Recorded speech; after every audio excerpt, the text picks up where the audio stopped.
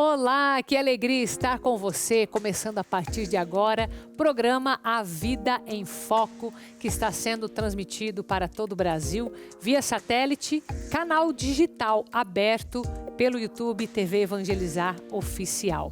E a nossa programação é 24 horas por dia e esse é o momento em que eu trago a sua vida em foco. Por isso, nós vamos falar hoje dos preceitos dentro da igreja. Qual a importância deles? O que são esses preceitos? Alguns termos que nós temos que ficar mais familiarizados. Então eu vou receber aqui Padre Nilson Hellman, que vem do Santuário Santa Rita de Cássia, aqui em Curitiba, cidade sede da obra Evangelizar. Também vamos falar sobre o meio ambiente, com a Sociedade de Pesquisa em Vida Selvagem e Educação Ambiental, um projeto de restauração do litoral paranaense. Muito bonito esse projeto, você vai ficar por dentro. E também vamos trazer dicas aqui para você que está procurando um emprego, aquele emprego que você quer estar preparado. Então essas dicas profissionais você vai ter aqui hoje. Fique comigo então que está começando o programa A Vida em Foco.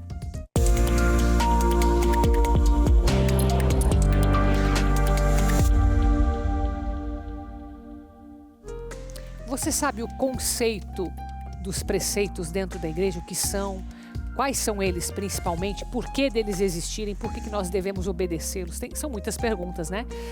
Claro que não vamos conseguir ir em todas, porque sempre que a gente fala da nossa igreja, algo muito rico, algo muito profundo, mas certamente você vai conseguir despertar mais para aquilo que é essencial dentro da nossa fé.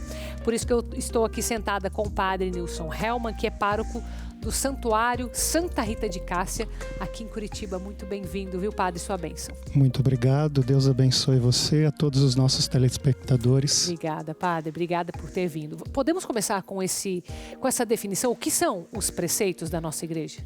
Claro que sim. Então, quando nós falamos de preceitos sobre o âmbito de vista jurídico, nós estamos nos referindo a alguma lei, a algum mandamento, a alguma ordem, algum preceito, por assim dizer, não? Quando nós falamos dentro do âmbito religioso, e particularmente dentro da Igreja Católica, nós estamos nos referindo ao mínimo necessário para que um fiel católico possa se manter no caminho da fé e do amor no seguimento de Jesus. Mínimo necessário, gostei dessa definição. Eu gosto dessa didática, Padre, porque daí as pessoas já vão começando a perceber a importância também e acredito que a igreja tenha uma justificativa para isso, né? Por que o mínimo necessário? Isso. Até o Catecismo da Igreja Católica, nos números 2041 e 2043, falam sobre os preceitos, este mínimo necessário, este mínimo indispensável para a vivência cristã. Obviamente, todos nós somos convidados a fazer mais, não necessariamente permanecermos no mínimo, mas este mínimo, ele é necessário muitas vezes como base para que as pessoas possam saber como bem viver a sua fé, como bem viver o seu seguimento a Jesus Cristo. Certo. Então, dentro da Igreja Católica, nós temos 5 preceitos que são dados pela igreja, que estão no catecismo, nesses números que eu acabei de elencar. Também eles são mencionados dentro do Código de Direito Canônico.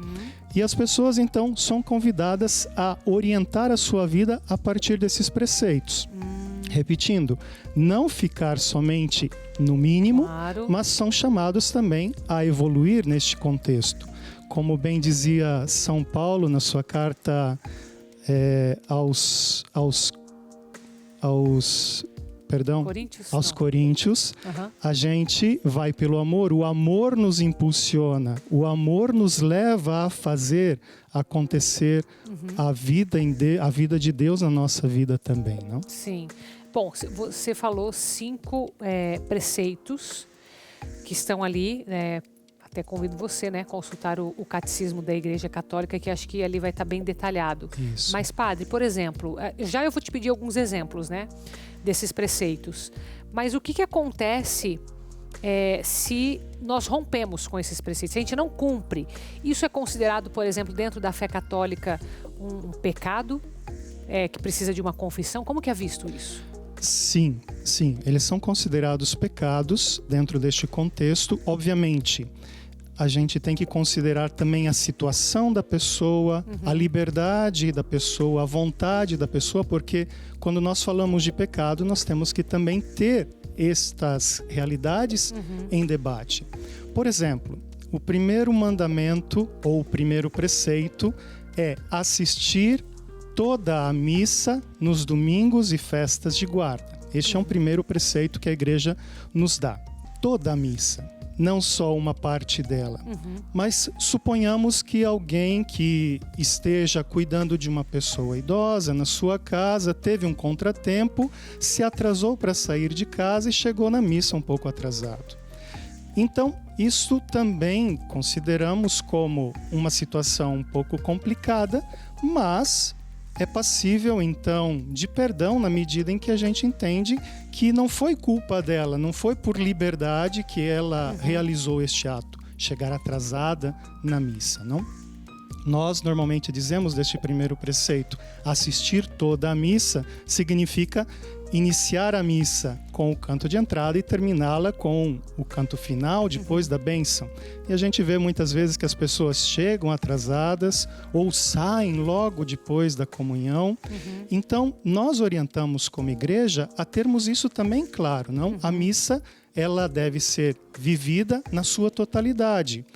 E é uma desculpa, sim, por exemplo, chegar atrasado se você tivesse cuidando de um idoso, de um enfermo que precisou naquele momento ali da tua atenção.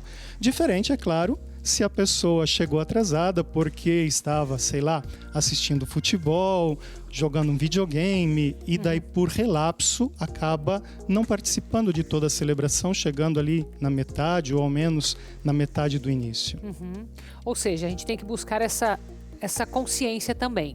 Claro, acho que é isso, né? Porque às vezes o que a gente está falando aqui pode soar para algumas pessoas como novidade. Por exemplo, eu sei que tem que ir na missa todo domingo. Agora, puxa, essa que o padre falou que eu tenho que estar lá sempre no horário certo, ficar até o final.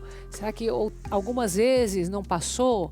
E às vezes por ignorância mesmo, né? A pessoa não achava que era tão assim, tinha que ter essa regra. Sim. E aí, desculpa, quer falar, padre? Não, é porque o preceito é justamente esse, assistir toda a missa. Às vezes a gente fala assim, assistir a missa ou participar da missa, que é um verbo mais corrente no nosso tempo, e as pessoas esquecem de ver exatamente quais são os sentidos de todas as palavras que se encontram nos preceitos da igreja. Participar não é somente de uma parte, mas é de toda a missa. Não, muitas vezes as pessoas acabam por relapso, chegando atrasado, sai em cima da hora de casa, chega atrasado um pouco na missa, dificilmente acha um estacionamento próximo e acaba começando a missa também pela metade, o que não é uma coisa boa, não? Sim. Então, nós orientamos sempre as pessoas.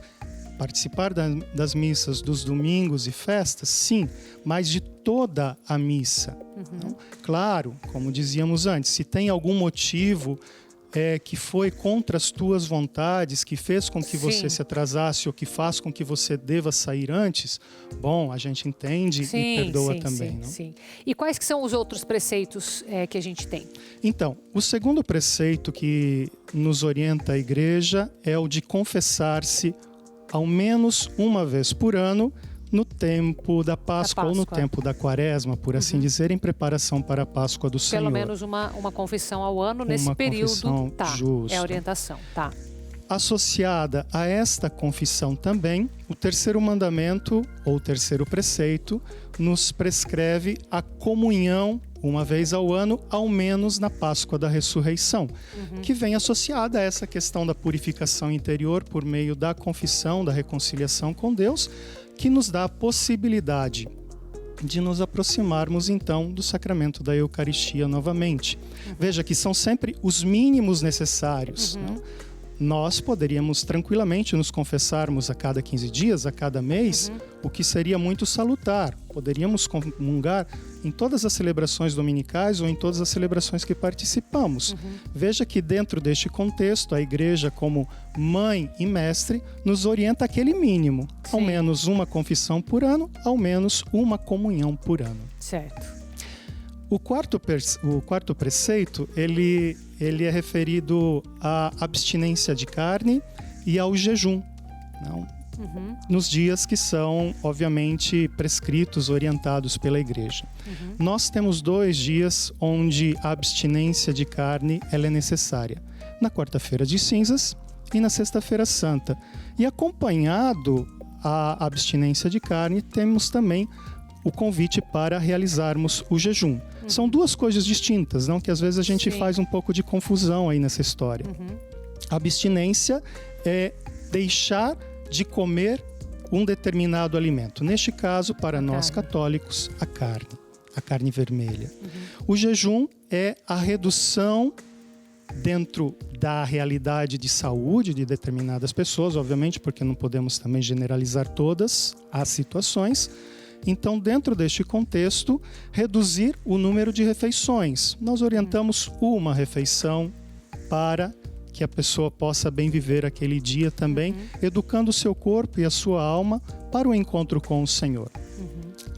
Relacionado à abstinência e ao jejum, existem também práticas muito salutares que perpassam toda a quaresma, por exemplo, que são práticas de sacrifício.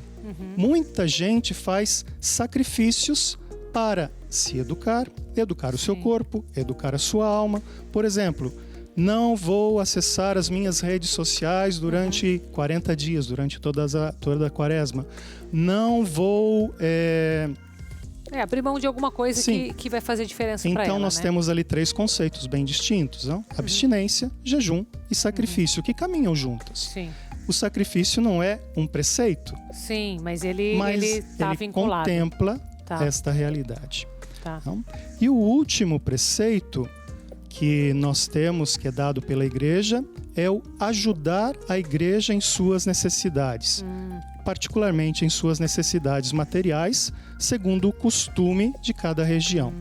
E aqui no Brasil nós temos um costume, uma prática muito salutar, que é a prática do dízimo. Sim, que então é um o dízimo modo... já é um preceito. Isto, dentro de um contexto brasileiro, sim, o dízimo é um preceito, porque ele nos ajuda, ele é um modo de ajudarmos a igreja no seu trabalho de evangelização, na manutenção do clero, na manutenção das obras de caridade, tudo isso que nós temos e fazemos em nome de Jesus. Sim.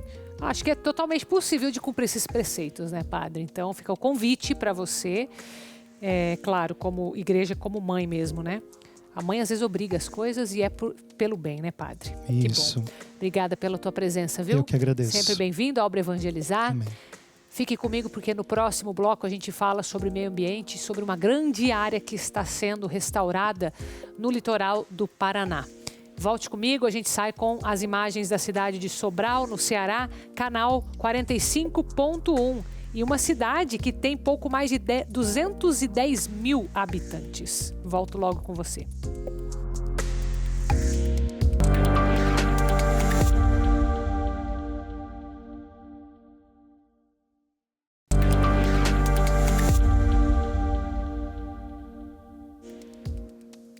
E nós estamos em plena campanha de Jesus das Santas Chagas, está lembrando? Durante todos esses meses, até o dia 31 de agosto, nós estamos pedindo a sua contribuição, que é uma contribuição extra. Sabe por quê? Porque nós estamos olhando para a terra prometida que nós vamos conquistar juntos. Então você que é nosso associado, que já nos ajuda a manter esta obra de evangelização, dê um passo além e vamos juntos levar mais longe esta obra. Então é projeto de expansão, por isso que você vê esse QR Code aí na sua tela.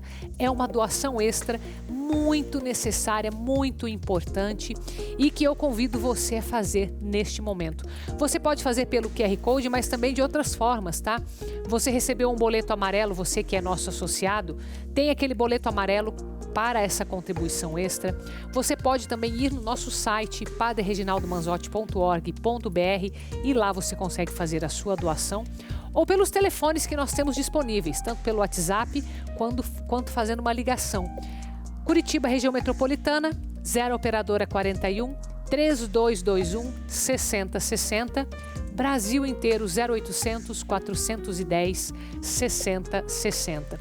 E nós estamos rezando, intercedendo por você a cada mês com uma intenção específica. Por isso que você também vai receber, junto com o seu jornal do evangelizador, um cartãozinho a cada mês com uma oração. E nós estaremos juntos intercedendo por esta causa. Portanto, nos ajude, seja generoso na sua contribuição para a Terra Prometida. A gente fala agora sobre meio ambiente e sobre esse papel importante que a SPVS Brasil tem feito, principalmente aqui no litoral do Paraná. Então eu vou conversar com Clóvis Borges, que é o diretor executivo da SPVS, Sociedade de Pesquisa em Vida Selvagem e Educação Ambiental. Tudo bem, Clóvis? Graças a Deus, tudo bem. Bom, aqui eu tenho alguns números, né, que impressionam. A gente tem aqui uma área de reconstrução, que eu falo. Qual que é o termo correto aqui? Restauração, obrigada. Restauração dessa vida. Me conta um pouco, eu quero sair um pouco da parte técnica, deixar algo mais acessível, né, numa questão ambiental.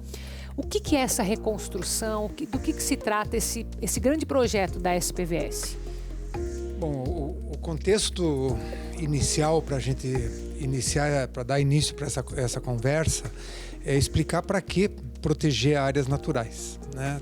Ótimo. Nós temos ainda um contexto talvez um pouco egoísta na nossa sociedade, que acha que a natureza é infinita e que nós podemos usá-la de forma descontrolada.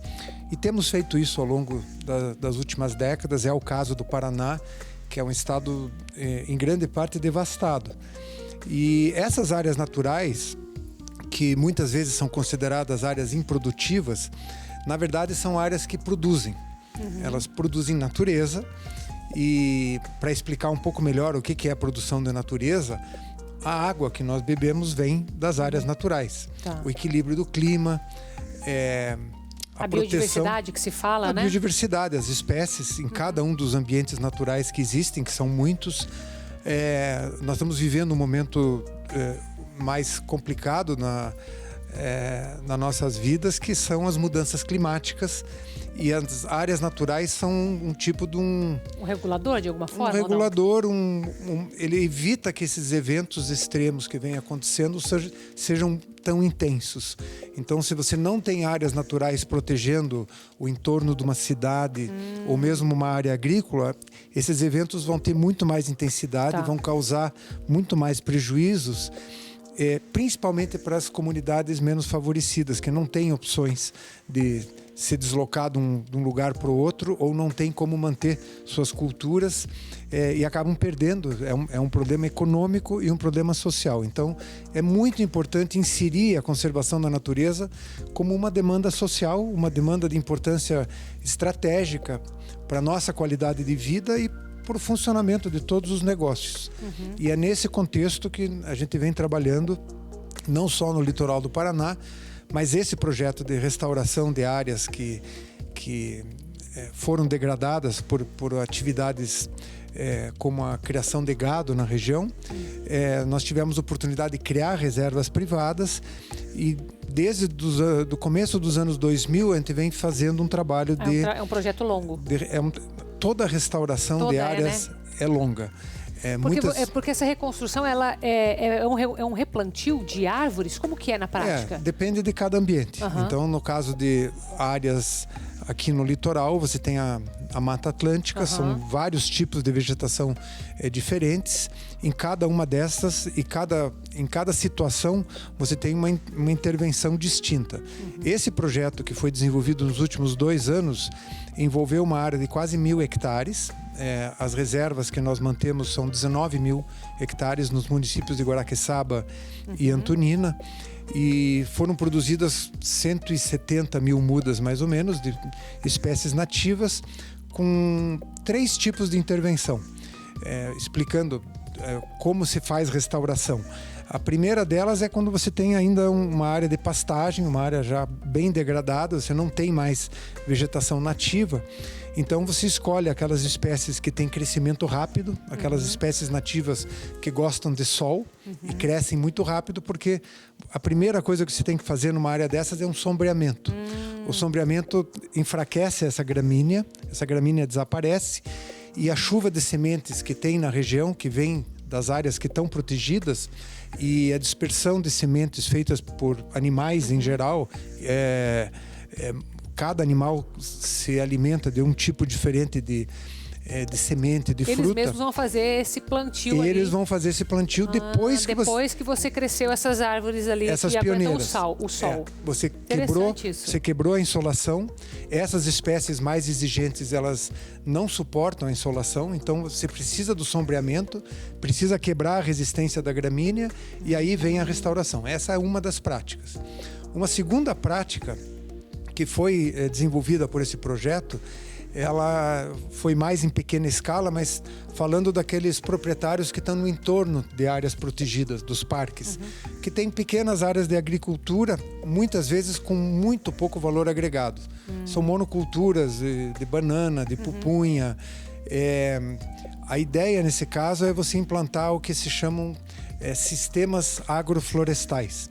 Em vez de você implantar uma espécie só, você faz um agrupamento de espécies. Várias espécies. Algumas delas arbóreas, árvores, com frutas da Mata Atlântica que são muito pouco conhecidas, mas que têm um valor agregado no mercado muito grande. Então, mesmo uma área pequena, se você implanta um sistema desses, você consegue aumentar a renda desse proprietário, desse produtor. Interessante, então mescla a economia junto. Exatamente. Nessas áreas que são destinadas a uma produção mais convencional, essas práticas de sistemas agroflorestais são interessantes, porque ao mesmo tempo que você cria uma cobertura e protege o solo e protege o meio ambiente, você consegue uma alternativa econômica mais vantajosa do que a monocultura. E a terceira prática, que é a mais curiosa e que é a menos praticada até hoje, é o enriquecimento. Você trabalha com espécies mais exigentes, espécies que só nascem em áreas naturais melhor conservadas, e você vai usar isso nas áreas que estão em processo de restauração, que você já fez aquele plantio com as espécies que aguentam o sol, e você já tem um sombreamento, e aí você insere nessas áreas as espécies que ainda não estão lá. Esse seria o terceiro. São as espécies que são a maior diversidade que tem nessas florestas, que são espécies mais exigentes, portanto, você consegue fazer esse enriquecimento com a introdução, acelerando um processo de restauração que leva décadas. Você precisa, mesmo em áreas tropicais como as nossas, você precisa aí de 100, 120 anos para poder dizer que agora essa área está próxima do que era original. Não, é muito comum você ver declarações sobre foi restaurada uma área. Sim. É um equívoco, né? Essa área está num processo de restauração que, se for cuidada, se for mantida, se for monitorada, em algum momento futuro, você vai poder dizer, não, realmente fizemos uma restauração depois de passar esse tempo e dar a condição de todas as espécies desses ambientes naturais voltarem. Sim. E terem condições, então, de estar em plenitude. E a gente está falando aqui de uma área, para dar uma noção aqui de tamanho, mais ou menos 1.000 campos de futebol. Esse foi um projeto financiado com apoio do Ministério do Meio Ambiente do governo alemão, com o Ministério do Meio Ambiente do governo brasileiro. que reforçou um trabalho que vem sendo feito nos últimos 25 anos. Então, nos últimos 2 anos entrou um projeto novo e que nos proporcionou a oportunidade de fazer esse trabalho complementar ao que já vem sendo feito. Nós temos 3 áreas naturais, cerca de 35 funcionários lá da região de Antonina e Guaraqueçaba que trabalham nessas reservas, justamente para essa prática de produção de natureza que eu acabei de explicar. Interessante, hein? Uma aula aqui pra gente. Então, só alguns números aqui, né, para destacar esse projeto. Você mensurou os 886 hectares, que é o equivalente a 1.000 campos de futebol. Eu gosto de ter essa noção, né? Porque como a gente não é da área, é interessante, né? Plantio de 165 mil mudas, que você citou também, que são nativas desse bioma. Então, isso é importante, né? Não são qualquer planta. Restauração envolve você usar as espécies da região. Senão não é restauração. Né? Senão você está criando. Você está criando um ambiente artificial, alguma outra coisa. E com isso, com essa restauração, você vê também a fauna regressando ali? Essa é uma ótima pergunta, Carol, porque restauração é também trazer a fauna. E nós ainda temos, nos nossos remanescentes naturais, esforços de caça, extrativismo, e a caça é ilegal. E ela é um fator que cria florestas vazias. Esse é um termo bem conhecido. Então, os animais que existiam nessa área não existem mais. E esses animais são dispersores da floresta. Então, sementes grandes são animais maiores que se alimentam e eles é que vão dispersar essas sementes na floresta. Se eles desaparecem, essa semente não vai mais ser dispersada e você começa a mudar o perfil da floresta, empobrecer essa floresta. Então, um processo de restauração, ele conta com esses controles, essas ações de controle e fiscalização que são muito importantes para você permitir que esses animais voltem, se é que eles existem na região. Se eles não existem mais, são outras práticas, como a reintrodução. Você traz um animal, uma espécie da fauna, por exemplo, anta, queixada, animais que são de maior porte, que foram eliminados, e você inicia um processo de restauração com a volta da fauna. Esse seria um projeto complementar à restauração da flora, que seria o primeiro passo. Interessante. Clóvis, agradeço, viu, tua presença aqui hoje, Instagram SPVS Brasil. Obrigada pela aula aqui com a gente, viu? Muito sempre obrigado, um prazer sempre estar aqui com vocês. Obrigada a você. Vamos fazer um intervalo? Na volta a gente vai falar sobre o crescimento profissional que você precisa para conseguir o seu emprego dos sonhos. Então volte comigo, tá? A gente sai com imagens de Caruaru, Pernambuco, canal 43.1 e cidade que tem como padroeira Nossa Senhora das Dores. Já eu volto.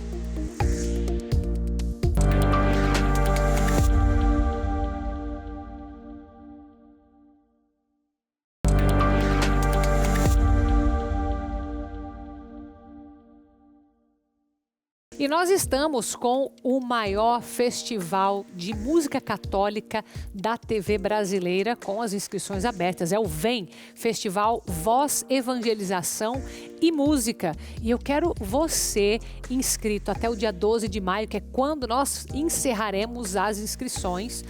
Pegue a sua música, aquela composição que talvez está aí guardada dentro da sua gaveta e que certamente vai evangelizar. É isso que nós queremos, evangelizar pela música.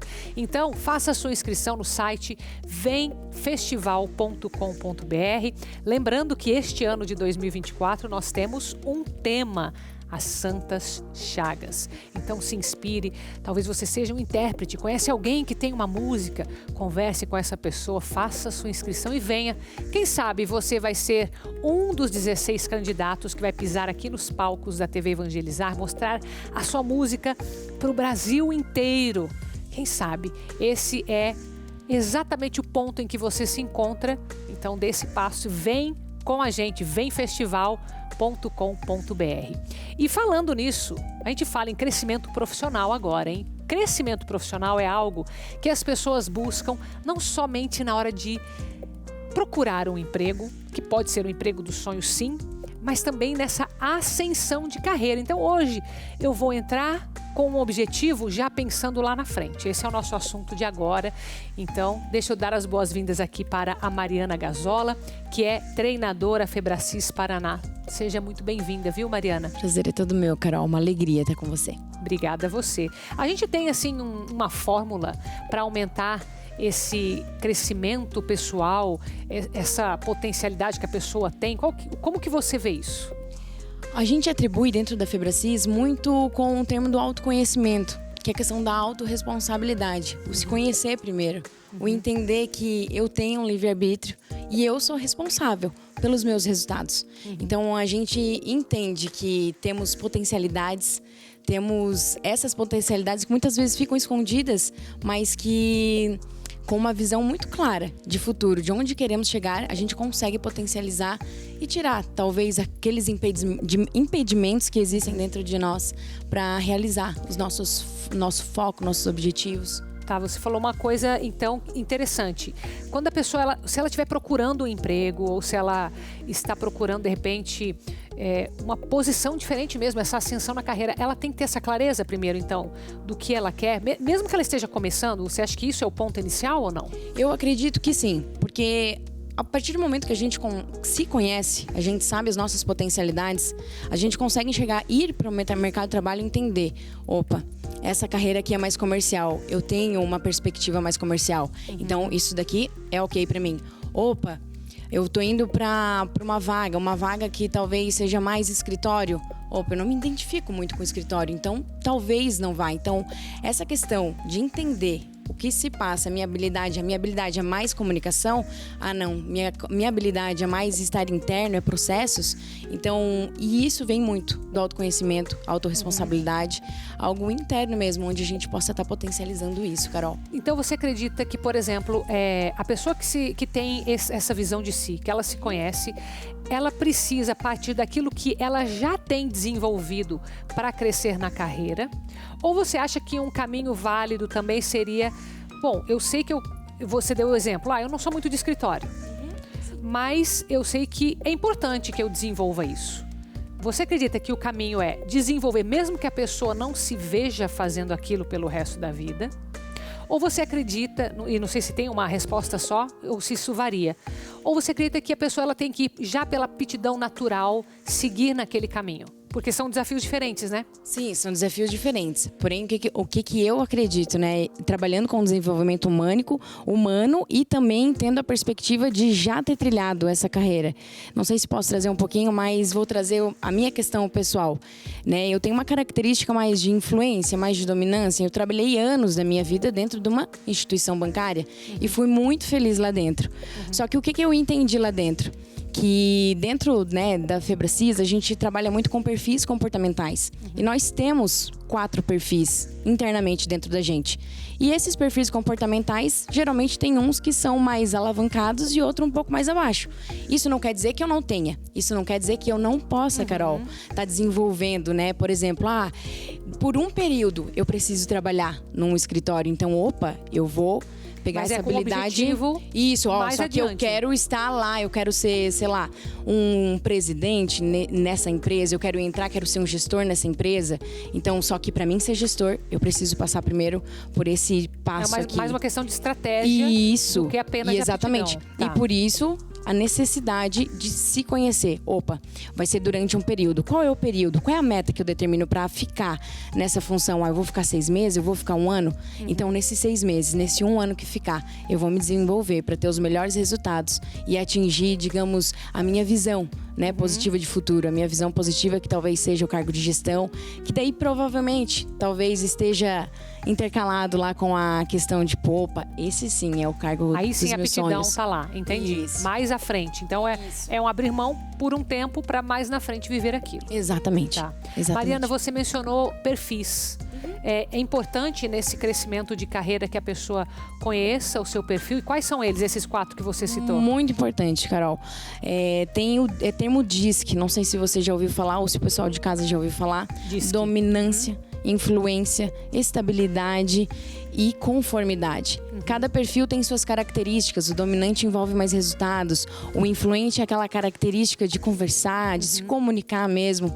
O estável é quem? É aquela pessoa que escuta mais. E o conforme é quem? Mais regras. Deixa eu ver aqui se tá certo. Ah, tá certinho, tá no cronograma. Então a gente tem esses 4. Temos os 4 internamente. E a pessoa conhecendo, o que é interessante? Ela consegue flexibilizar. Opa, nesse momento eu preciso ser mais dominante. Opa, naquele ambiente lá eu preciso ser um pouquinho mais influente. Então eu aumento um pouquinho minha influência. Entende? Não é uma questão de mudança total, acredito que isso tem a ver um pouco com a personalidade também da pessoa. Não se muda radicalmente? Ou sim, se muda radicalmente? Não se muda radicalmente, até porque a gente faz uma análise e a gente consegue trazer nessa perspectiva o seguinte. Nós temos as nossas habilidades que Deus nos mandou, do jeitinho que Deus nos fez, né? Ou é mais dominância, ou mais influência. E essas habilidades a gente pode estar desenvolvendo dependendo da situação ali que a pessoa tem no dia a dia, entende? Entendi. Então, se ela conseguir desenvolver, se conhecer, desenvolver esse perfil que é dominante nela e ter um objetivo claro, ela consegue ser muito feliz, pelo menos, nessa escolha, seja de um emprego, seja de um cargo. Você acredita que essas são as chaves? Com certeza. Se conhecer, questão de perfil, se entender, porque essas habilidades, cada perfil tem uma habilidade. E entender esses perfis vai estar potencializando os resultados. Talvez aquilo que levaria 5 anos pode encurtar. Entendendo do seu perfil, pode encurtar. Opa, não vai levar 5, mas vai levar 2. E entender essa determinação de metas, sabe? Metas a longo, a pequeno prazo, para chegar no objetivo mesmo que a pessoa quer. Esses foram elementos que você trouxe que são mais internos, né? Tem algum fator externo que é importante que também a pessoa inclua? Por exemplo, a própria oportunidade, a própria comunicação ou envolver outras pessoas, essa parte que é da influência, né? A parte mais social, entender o conceito da empresa ou do mercado que ela está buscando, isso também é importante? Sim, é importante conhecer, né, da empresa. Que empresa que eu estou entrando? Ela está de acordo com os valores que eu tenho, com os princípios que eu tenho, entender quantos anos essa empresa está no mercado. Entender também a questão do networking, o quanto é importante. Opa, eu entrando nessa empresa, eu tenho acesso a essa pessoa, essa pessoa tem influência e vai conseguir me ajudar, me levar para um patamar diferente. Isso é muito importante também. Isso também é parte estratégica, a gente pode chamar ou não? Podemos chamar de estratégica também, para a questão de potencializar os resultados, né, no mercado profissional. Entendi. E a capacitação? Ela vem antes ou depois? Ou seja, assim que eu já sei o cargo que eu quero ou o emprego que eu quero, eu preciso já estar apta a fazer? Ou isso é um processo que... Eu acredito muito que já tenha que estar, Carol, na jornada. Na jornada, por exemplo, eu quero entrar nessa empresa. Qual é a faculdade que eu preciso estar incluída? Essa empresa, ela precisa que eu vou estagiar nessa empresa? Ela já precisa que eu esteja na faculdade? Qual é a faculdade que entra no quesito aqui, eles precisam de administrador, de contábil? Qual é a empresa? Qual é a faculdade que eu me capacito e que consigo entrar? E aí, internamente, vou adquirindo mais conhecimentos até mesmo da empresa. A empresa fornece alguns cursos? Opa, deixa eu ver quais são os cursos. Deixa eu capacitar, deixa eu ir adiante. E também a questão do autoconhecimento para novos cursos. Cursos de perspectiva também deixa eu ver os meus resultados, eu ir adiante. Curso de oratória, que hoje é muito importante, né? Que comunicação, ela vai muito além de uma simples conversa. Comunicação, ela é o todo. Existe a nossa comunicação verbal e não verbal também, né? Então, essa receitinha, eu acho que ela acaba sendo a jornada, né? A jornada que é passo a passo, o que eu preciso para ir para um próximo nível, o que eu preciso. Então, e é muito de acordo com o objetivo de cada indivíduo, né? Tá. Mariana, acho que a gente tem tempo para mais uma pergunta. Quão importante você acha que é no mundo hoje, em que nós temos tanto acesso a conhecimento, a cursos, você mencionou, né? Tantas pessoas que a gente tem que são autodidatas, né? Que de alguma forma buscam o conhecimento sem necessariamente um título atrelado a esse. O que você pensa sobre isso? A pessoa que está pensando nessa carreira profissional, ela também precisa se preocupar com esse título, com esse diploma, vamos chamar aqui, ou o conhecimento em si que ela busca por si mesma é suficiente? Eu acredito que os dois eles andem juntos, Carol, né? Não tem como assim, não vou fazer minha faculdade ao longo da vida, mas vai muito do que o mercado espera, né? Do que aquilo que precisa. Hoje, todas as empresas básicas a gente vê, elas necessitam mesmo de uma faculdade, de uma graduação ou até mesmo um técnico. Então, assim, é importante as duas. À medida que eu estou, né, numa faculdade, eu desenvolvo, digamos, uma profissão, sou contadora, sou administradora, mas o autoconhecimento. Hoje, se eu pudesse dar um conselho, né, para jovens, né, enfim, para mulheres que às vezes estão em casa e querem voltar para o mercado de trabalho, procurem se conhecer. Se conhecer para entender as potencialidades. E esse se conhecer, talvez, eu não fiz uma faculdade. Qual faculdade fazer? Eu me conhecendo, eu consigo ter mais clareza em qual faculdade que eu vou fazer. E estou fazendo uma faculdade. Poxa, não tá batendo com aquilo, tem algo interno que diz que não. Deixa eu procurar me conhecer, deixa eu ver o que realmente, qual habilidade, potencialidade que eu tenho dentro de mim para talvez mudar a bússola, mudar o norte. Deixa eu ver de verdade, verdadeiramente, o que pulsa o meu coração, o que faz pulsar, qual é a carreira. É na área administrativa? É na área de vendas? Né? Para onde devo seguir? Então você acredita que essa paixão, de alguma forma, ajuda também na busca? Muito. Tá. Então eu te agradeço, viu? Obrigada pela tua presença aqui hoje, Mariana. É muito preciosas essas dicas, né? Você anotou muito aí? Tomara, né? Porque senão depois você vai ter que ver lá no nosso YouTube TV Evangelizar Oficial. Mariana, sempre bem-vinda. Me despeço de você, mas continue na nossa programação, que é 24 horas feita para você aqui na TV Evangelizar. Beijo, fica com Deus.